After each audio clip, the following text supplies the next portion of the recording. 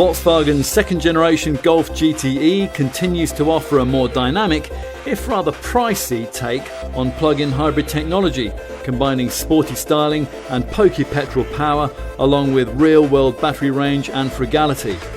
With the Mark II version of this PHEV model, the bigger 13 kWh battery has 50% more energy capacity than before, allowing for an electric-only range of up to 40 miles.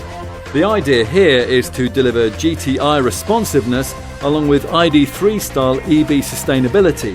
If Volkswagen has done just that, then this could very well be the ultimate all-round family hatch.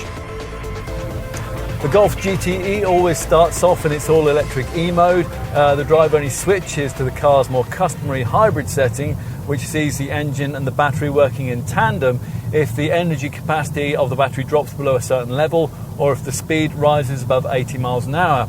The hybrid mode also gives you a battery hold option, so you can save the battery charge for later in the trip, say urban driving that you might have to do at the end of a lengthy journey.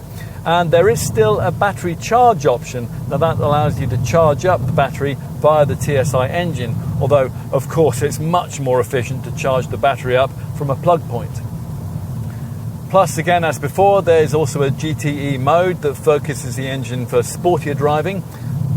All this as much as it was with the previous generation Golf GTE, as is a combustion part of the powertrain package, a 1.4 litre TSI 150 PS petrol engine mated to a 6-speed DSG auto gearbox.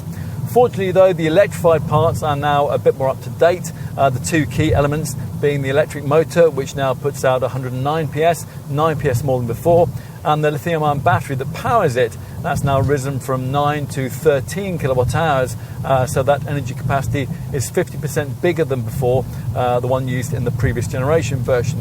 That latter change is the most significant. That makes possible this Mark II model's big step up in all-electric driving range. That's now WLTP rated at 40 miles.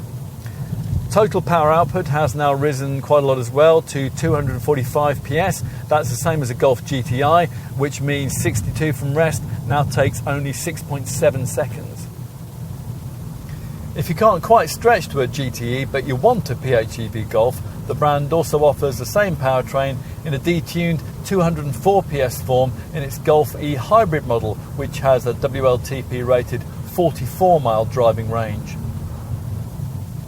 The extra weight of the PHEV paraphernalia means this GTE doesn't feel quite as agile as a GTI through the bends, of course, but the addition of a vehicle dynamics manager, which controls the XDS torque vectoring system, helps to maximize cornering traction and works most effectively in combination with the optional DCC dynamic chassis control adaptive damping setup.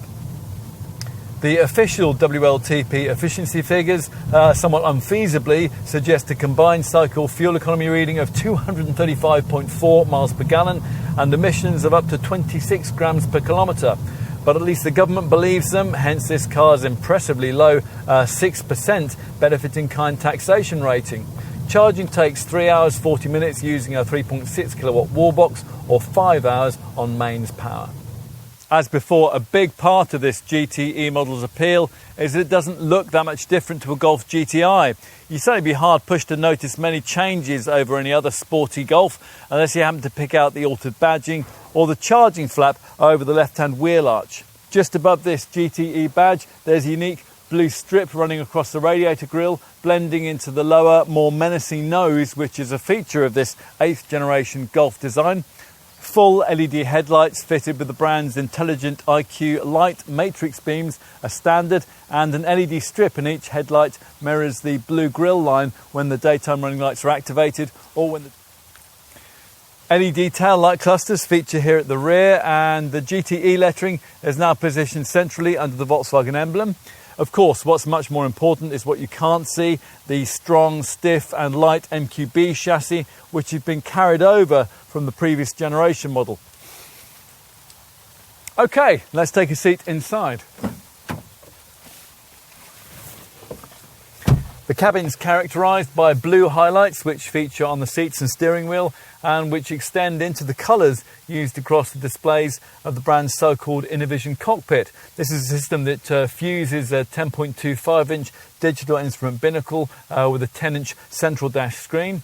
As well as all the usual functions, these monitors provide quite a few GTE specific displays.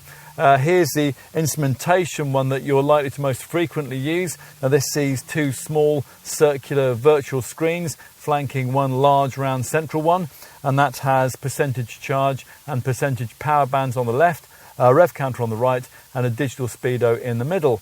The central stack monitor also has its share of e-driving tools with screens showing driving modes and remaining battery charge too, plus others that focus on energy range and energy flow.